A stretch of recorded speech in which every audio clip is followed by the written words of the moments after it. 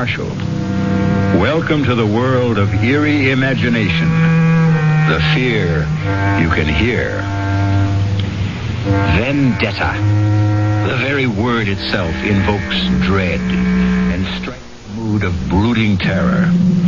But to live on the island of Corsica, home of the vendetta, is to be steeped in the tradition of violent massacres and the fatalistic expectation of ferocious vengeance as a way of life. At least it would have been so just 100 years ago when these famous words were first written.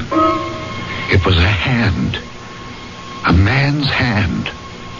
Not a skeleton hand, all bright and clean, but a hand black and desiccated, with the yellow nails, the naked muscles, and traces of blood upon the bones at the point where they had been severed as with the blow of an axe about the middle of the forearm. The fingers, extraordinarily long, were attached to enormous tendons, still held in their places here and there by strips of skin. That hand was something hideous.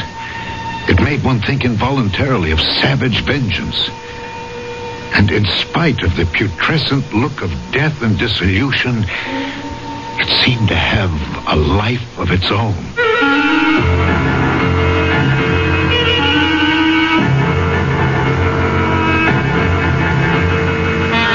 Our mystery drama, The Hand, was especially adapted from the Guy de Maupassant classic for the Mystery Theater by Ian Martin and stars Alexander Scourby. I'll be back shortly with Act One.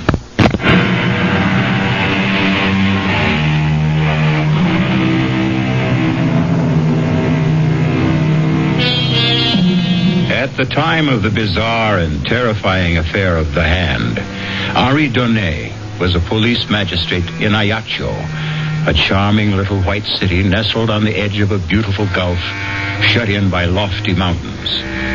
Most of the cases he had to investigate or prosecute there were cases of vendetta. But these were Corsican against Corsican. This affair of The Hand was alien against what? Something far more alien, perhaps supernatural. That was not until later, of course. For now, the only alien presence was a neighbor of Henri's, a Sir John Rowell, lately come to the island to settle down, and an object of great speculation among the native population. Well, there goes my new neighbor again. Does he go hunting at twilight? No, Bernard. At least there's a magistrate, I hope not. Well, what's he shooting at then? I don't know, Marguerite. We have no sharks. The wolves and other predators stay in the mountains, and he's not been here long enough to start a vendetta. Oh, I am not sure. Listen to that. Oh, no call for alarm, Doctor. I'm quite sure your services will not be needed. It is the same pattern night and morning. Well, Henri, then what is he shooting at? A target, I suppose. He's keeping his eye sharp. But for what? Ah, now, that is the question. Have you seen him? He is immense and very powerful. And he doesn't encourage visitors. He has 2 huge Alsatian hounds that look ready for the kill at a word. You are chief magistrate and in a far better position to judge him than any Henri. What do you make of him? I don't know. His papers are in order. I have no reason to have any professional interest in him. Well, has he no one to share his loneliness? He has a manservant he brought with him from Marseille. No one else? There was a woman listed on the ship's manifest as his wife. Oh, his wife? Well, I never knew. Well, then, but no one seems to know that. In the months he's been here, no one has seen hide nor hair of her. I've watched these evenings myself, and I've never seen her move from the house. If, indeed, she is inside it. So you see, Marguerite, very soon, both as friend and policeman, I'm going to have to satisfy your curiosity and my own about the mysterious Sir John Rowell. For a while, however, I had to content myself with having a close watch set over the man. None of my people could find anything suspicious enough in his actions for us to make any move. But as the strange rumors about him continued and increased, I resolved to see the stranger face to face for myself.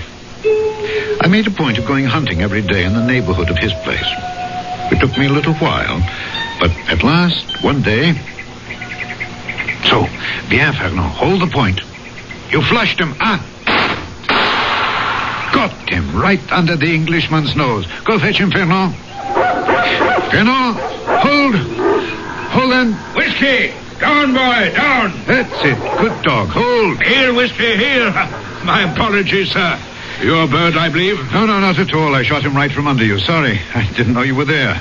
Nor I you. Allow me. I'm John Royal. Yes, I know, Sir John. I am your neighbor up there on the hill. Henri Donnet. Pleasure. Damn fine shot. Sir John, will you accept the game as an apology for shooting over your field? That's very generous. I'll accept on one condition. What's that, Sir John? That you let me return the compliment and ask you to join me in a glass of ale. Good. I will be only too glad to accept.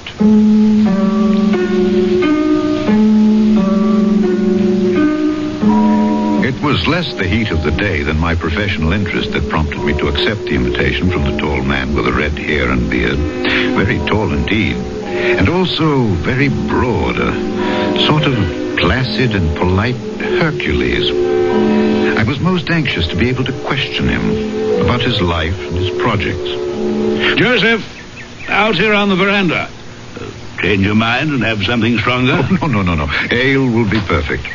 Are you cold, Sir John? Yes, 2 glasses of ale for Monsieur Donnet and myself. Very well, sir. And bring a cut of Stilton and some water biscuits. You like our English cheeses? Oh, yes, I do.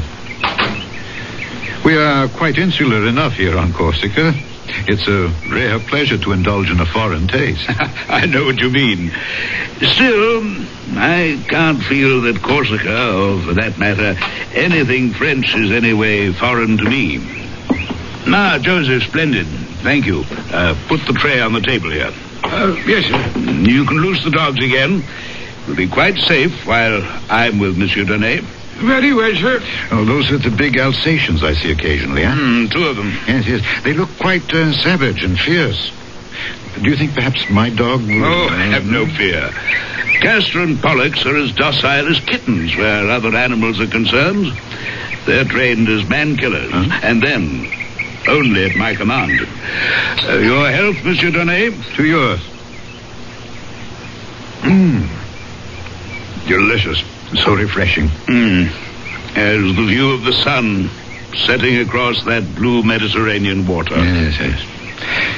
Does Madame Rowell also share your enthusiasm for your adopted island? Lady Rowell is an invalid. I hope to nurse her back to health here. Oh, if I could suggest the offices of my good friend Dr. Forestier... If a doctor should be needed. Oh, forgive me, I had no desire There's to pry. nothing to pry into. Natural curiosity. I must admit, I do find it hard to cast you in the category of a recluse. Oh, yes. I've traveled a great deal. Africa, India, even America. And as for adventures, yes, I've had plenty of adventures. Oh, yes. Big game hunting, huh? What? Oh, of course. I've hunted them all. Tiger, elephant, rhinoceros, gorilla.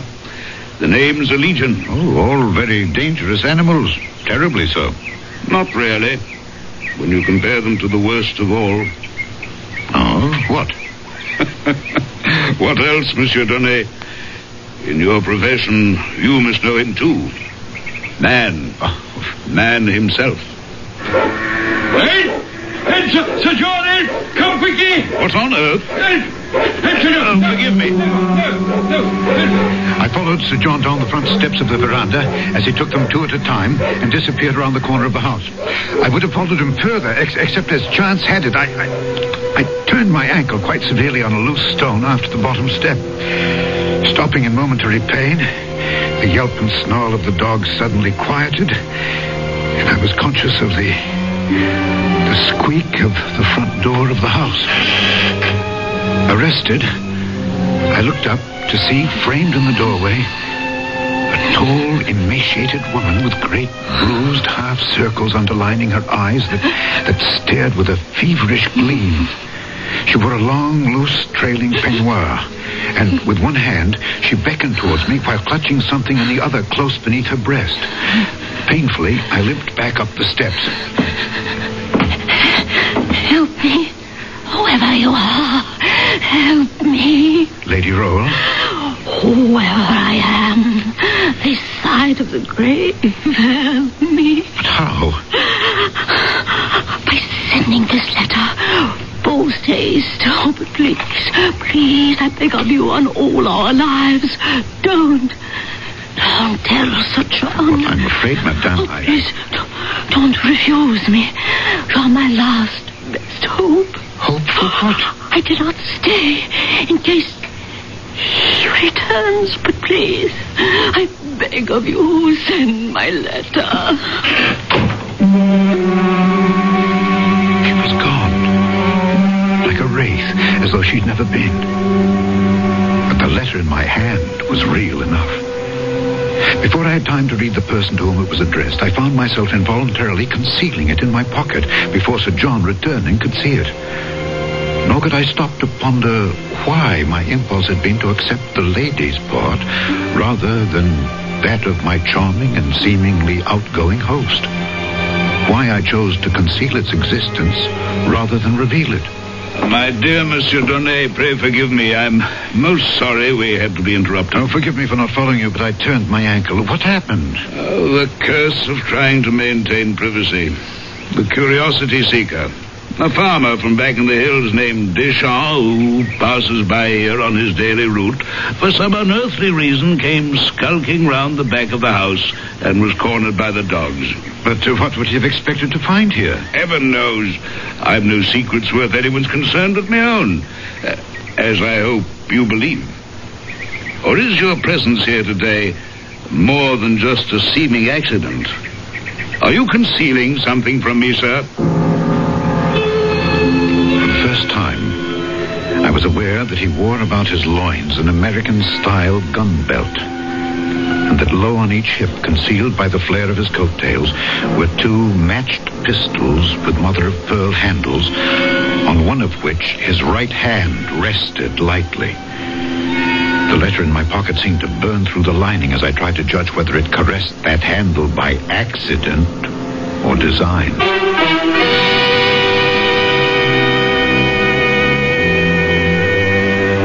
These were only the hands of Sir John, neither of which is the one in the title of our story. To meet that special hand, you must return with me shortly for Act 2.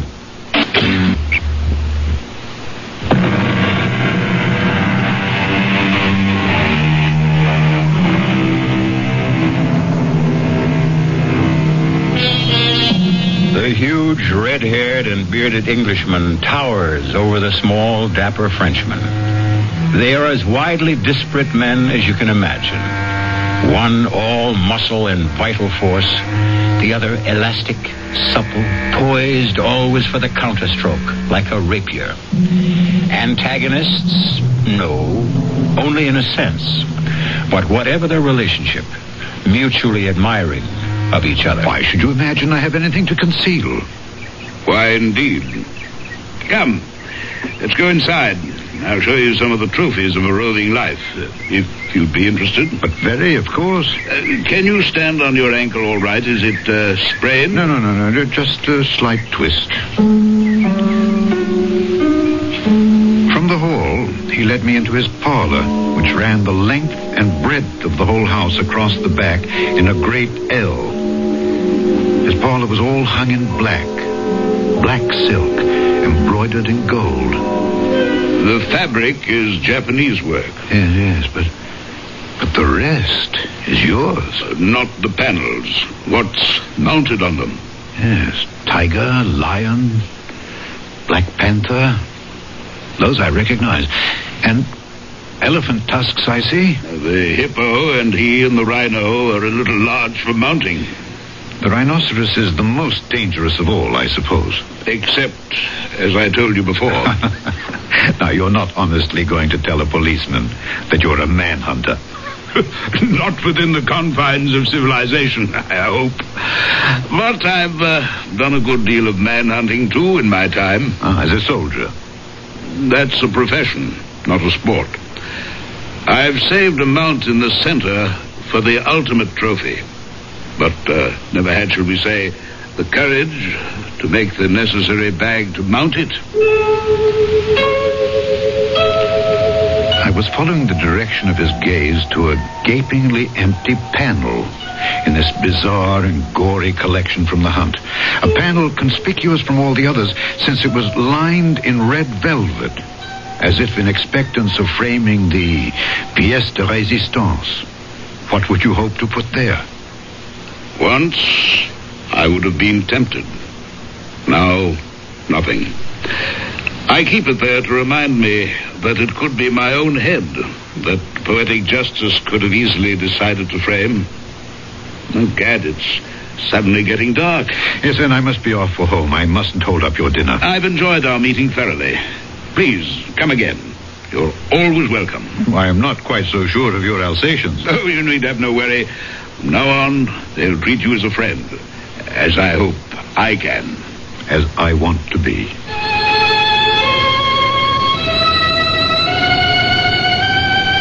We shook hands, mine disappearing inside his huge one. My conscience stinging at me as I fought a battle between Donnet the man and Donnet the policeman.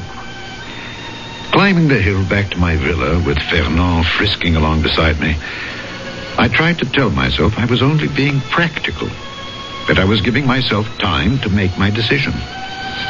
A decision that was tipped by the testimony I received from Michel Deschamps as I questioned him at the barracks the following morning. Michel, why did you go so near to his house? Well, everybody is curious about him and... Everybody doesn't go near enough to have two dogs attack him. Well, everybody does not have a milk route which takes him twice a day by the Englishman's house to see her. To see her? Well, it is at dawn, you know. Just before the sun comes up in the half-light and I am passing by in my cart. Naturally, I'm looking at the house when I pass. Naturally, I would myself. So, you see, at that hour, nobody is stirring. Even the dogs are not yet awake. And then I see by the upstairs window a woman. The first few days, I'm not sure. I crossed myself she's not some witch or somebody who wants to steal my soul. Why would she be a witch? Because, at any rate, in that light, she looked so... I was afraid to answer. To answer what? Her signal to come near to her. She kept beckoning as if there was something she must ask me to do. Finally, yesterday morning, I could stand it no longer. I had to go see what she wanted to ask. Was that so wrong? No, of course not, Michel. I would have done the same. But the dogs stopped you, huh? Yes. In a way, I'm sorry. Don't feel that you let her down. But from now on, mind your own business. Oh, I accept your instruction. I will follow what you advocate. What I advocate, by all means. Not what I do. I don't understand you. Sometimes, even a magistrate has to admit, I do not understand myself. But that is not for you to worry about.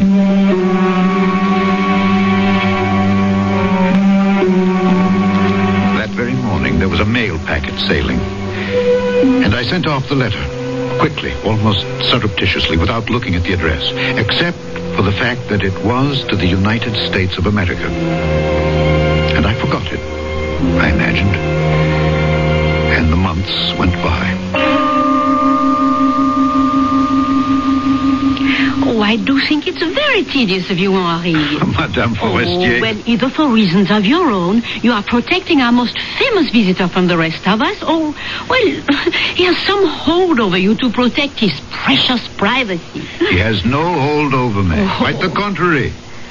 But if he wishes to be private, I would be the first to protect his right. Well, on a small island like this, why should he have it any more than the rest of us? Touché. But if he can, why shouldn't he? Oh, Henri, you know I don't know how to answer that. All I want to know is, do I have any hope that they might attend my garden fete next month? They? Well, there is a Madame Roel. Yes, but she is sickly. Ah, well, is there some hope that at least Sir John might be coaxed to appear? No, I have no reason to suppose that he would refuse. Now, Lady Roel, I would find it hard to answer for. Well, then all I want for you is to issue the invitation. Please, may I count on you for that? Marguerite. We're all old friends. Need you ask?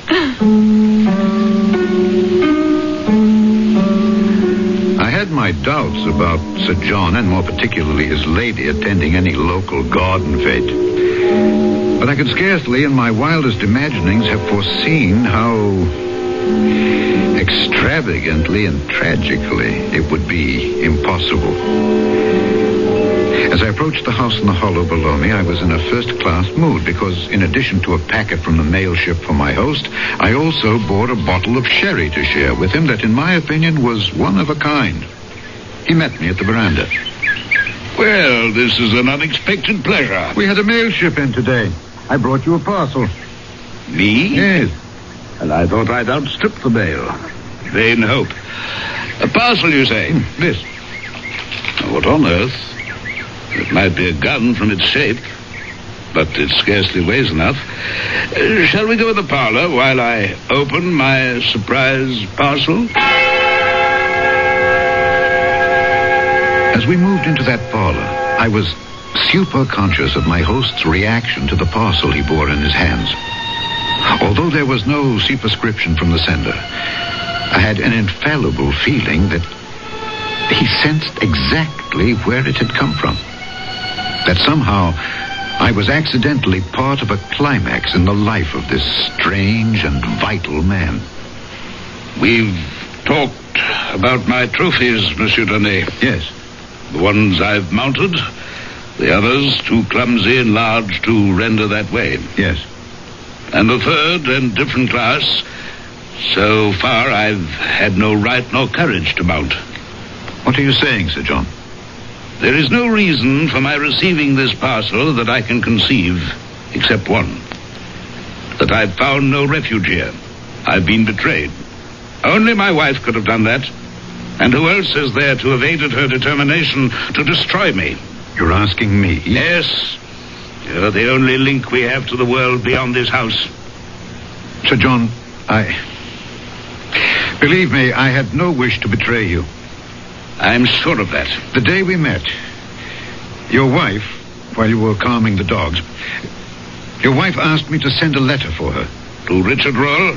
Well, I must admit I did not read the address. I did notice that it was to the United States of America. I meant no harm. He meant no harm. Like Pandora, who naively opened a chest to loose pestilence and all the evils of the world to plague mankind, he meant no harm. It seemed a simple and reasonable request. So you acceded. No doubt she also asked you to conceal the fact of the letter from me. Yes, I'm afraid she did. Were you sorry for her ravaged looks, her haunted eyes? Did you picture me as some monstrous jailer, condemning her to a life of solitary confinement? Sir John, I can only defend my action by telling you that at the time she did engage my sympathy. I told you, I believe, that my wife was not in the best of health. Yes, but the fault perhaps was all mine. I should have told you that she is insane. Oh, I'm so sorry. A little late for that. Done. You may have sealed her death warrant. Perhaps even mine. Good God, what do you mean? This parcel from America. Would you like to see what evil out of hell your acceding to that simple and reasonable request has set loose? Sir John, You have involved yourself in this on a personal level. Now I want to involve you on a professional one. As police magistrate, I want you as witness when I open this gift from America. The outer wrapping. Now what do you see? a box. And Within it? Something wrapped in canvas. You wrinkle your nose against the smell? Yes, it's very strong. And very familiar? Yes, formaldehyde. Which is used to preserve flesh from mortifying. There's a drawstring on the canvas, which I'm opening. And I'm about to show you my present from the other side of the world. You sound as if you know what it is. I only wish to God I thought I didn't. I echoed the same wish. But it didn't change the contents. It was a hand. A man's hand. Not a skeleton hand, all bright and clean, but a hand black and desiccated, with traces of blood upon the bones at the point where they had been severed as with the blow of an axe about the middle of the forearm. The fingers, extraordinarily long, were attached to enormous tendons still held in their places by strips of skin. Flayed as it was, that hand was something hideous. It made one think involuntarily of savage vengeance. And in spite of the putrescent look of death and dissolution it had, it seemed to have a life of its own.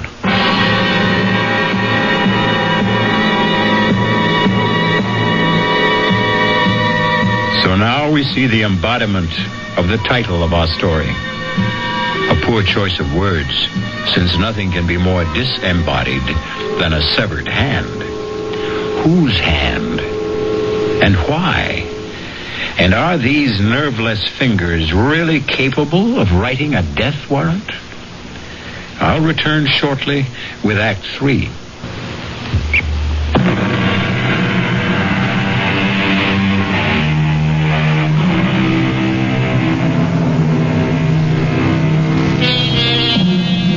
In sick horror, his stomach churning with revulsion, Monsieur Donnet looks at the loathsome object spilled on the desk between him and Sir John. In macabre fascination, his eyes seem riveted to the severed hand. It is only by a supreme effort of will that he is at last able to drag them away and up to Sir John's grim and haunted face. What is it? The hand of a thief. But why? Why is it sent to you? So that there'll be no mistake in my mind who sends it. You said before, Richard Roll. A relation? My twin brother. Younger by less than an hour. As the firstborn, I acceded to the title. The barony was mine, and the living that went with it. Richard had nothing, except my bounty. Our whole life was a gigantic struggle for supremacy. He, because I denied it him. I, because I had to hold it. If you had everything and he had nothing, what chance did he stand against you? I'm English, and I believe in fair play. I couldn't share the title, but I made sure the living was shared equally. I'm not ill-favored, and I'm exceptionally powerful and large. But Richard was taller by 2 inches, stronger by far, and a wild and darkly handsome man that stirred women to a passion beyond their senses. Until Claire. Madame Roll? My wife, yes. Whatever her true name should be now. When we were married, my brother Richard emigrated to the States. And you have never seen him since? Oh, yes, I have seen him. I'd hoped for the last time. Will you forgive me now? There's been too much talk, and I must find a place to hang my latest trophy. To hang it? You can't... I think I've had quite enough interference from you in my affairs, Monsieur Donnet. I must ask you to leave my house. You're no longer welcome.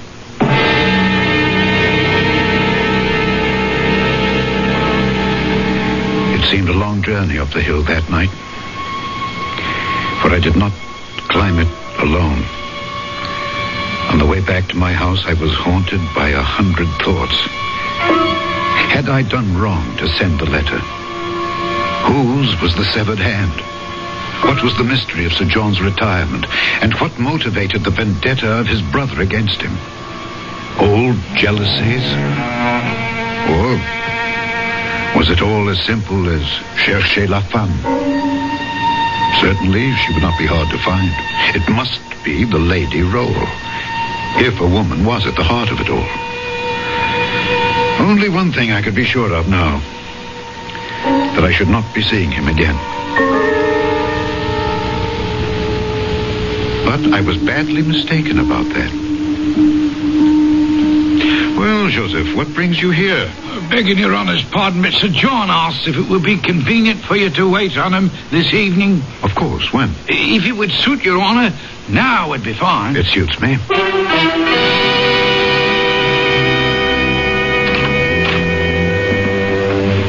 After my churlishness on your last visit, I am more than touched that you do me this honor, Monsieur Donnet.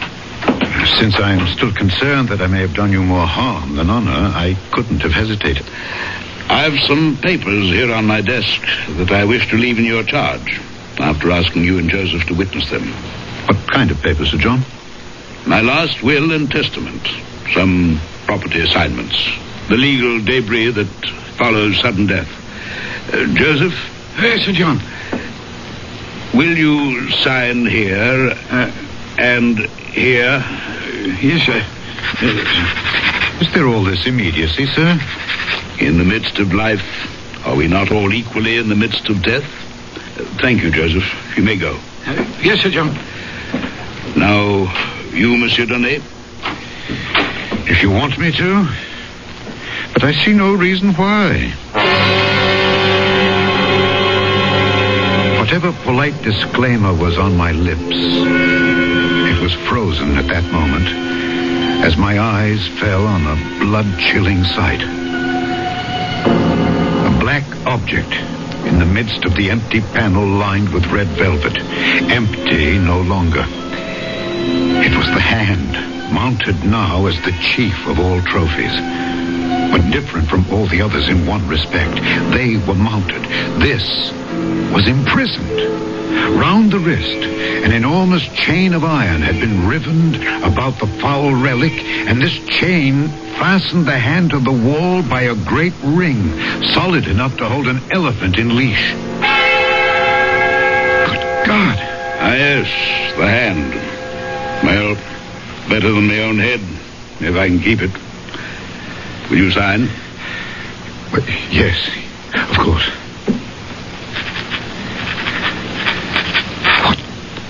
What is it? That hand? That was part of my best enemy. It was cut off with a saber. Good thing for me, I can tell you. It's huge. Enormously powerful. The man must have been very strong. And so far, I've proved stronger.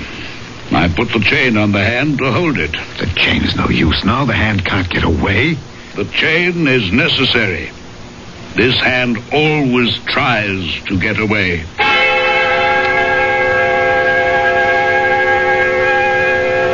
That night, I had a hideous nightmare. I dreamt I saw the hand, the horrible hand, running like a scorpion or a spider along the curtains and up and down the walls of my room. 3 times I woke up. 3 times I went to sleep again.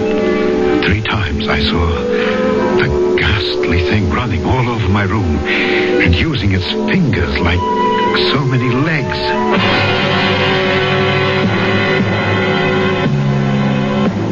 The next morning, I was awakened by the news that Sir John Roll had been murdered during the night.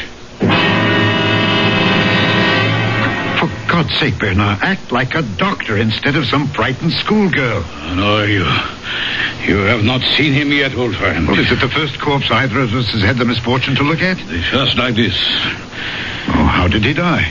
The cause of death was strangling, but under what shocking conditions. I tell you, Henri, in 30 years as a physician, I have never seen anything like it. In what way? We found him lying on his back in the middle of the room. His coat was torn, one shirt sleeve half pulled off was hanging down. There was every indication that a fearsome struggle had taken place. His face was black and swollen, frightfully distorted. But the most noticeable and terrifying thing was his expression. His expression? Absolute, hideous fear. And small wonder. For in the welter of blood that was coagulated about his throat, 5 separate wounds pierced through it as though driven by points of iron. Only 5? It was as if he had been strangled by a skeleton. But that is odd. What? What you just said. Only 5. Well, of course, how stupid of me. There was only evidence of one hand having done the strangling. That makes it even more bizarre. Is there anything even faintly normal about this whole affair?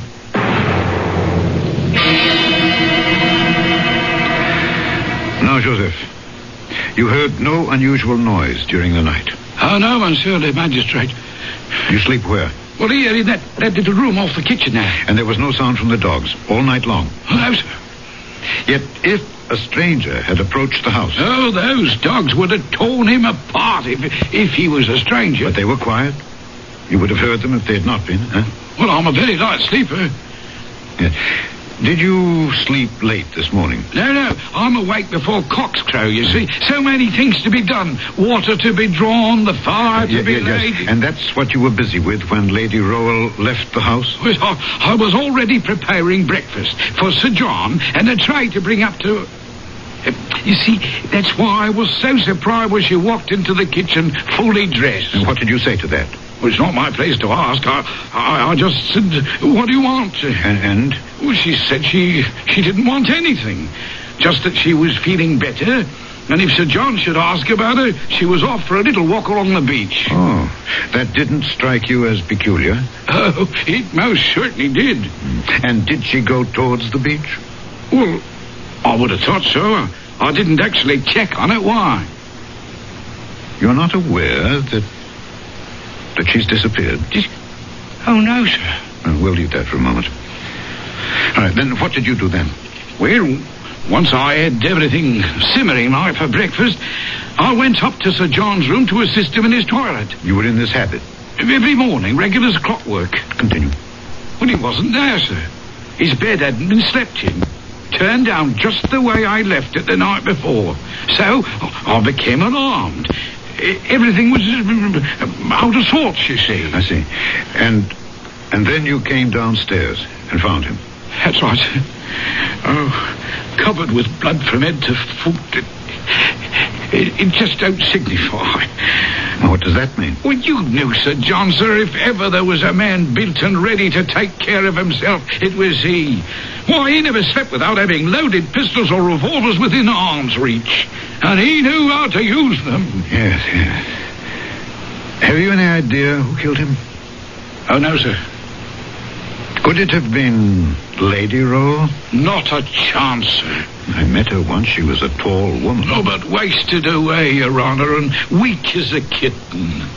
Then who? I don't know, sir.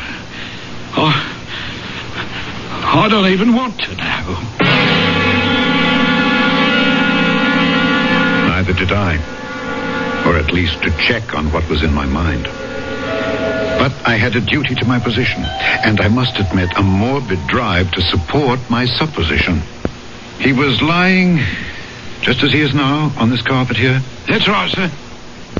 His feet pointed in the same direction? Toward the door. And his head?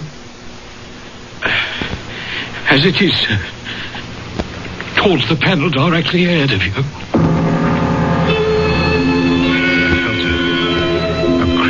Sensation that lifted the hackles on my neck. I knew, before I looked, what I was going to say. The sight that I had fought against making a reality. At last, involuntarily, I lifted my eyes to the wall, to the panel where the horrible flayed hand used to be. It was no longer there. The chain, broken, was dangling from the ring. But even that horror was to be succeeded by another. As I bent again over the dead man, between his clenched teeth, I found one of the fingers of the vanished hand, severed, or rather sawed off by the teeth about the middle of the second joint.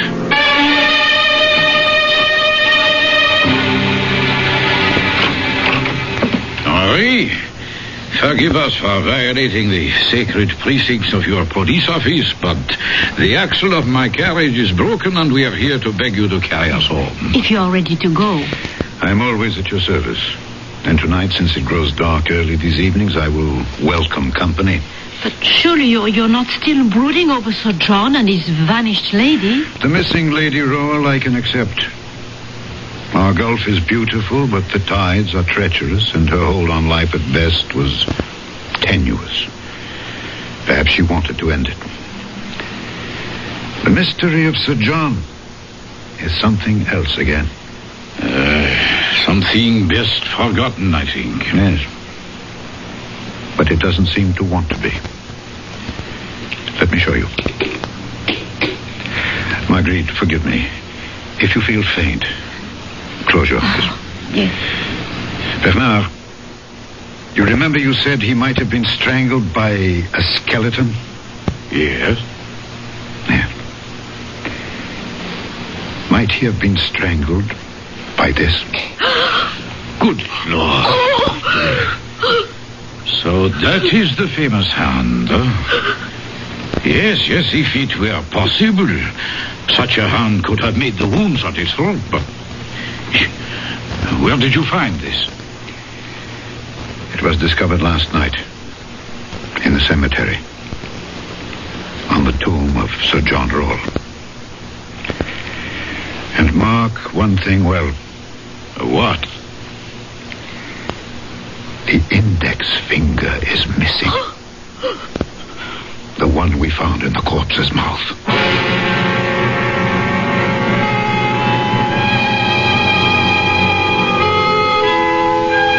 The hand of a thief, Sir John Rowell said. His brother Richard bought his soul. What did he steal? His wealth? His reputation? His wife? And if his brother, in some gargantuan and titanic duel, struck off his hand, and Richard sought vengeance, which of his hands was the instrument that brought an end to the intense and private vendetta? De Maupassant doesn't tell us. Wisely, he leaves that to us to decide for ourselves. I'll be back shortly.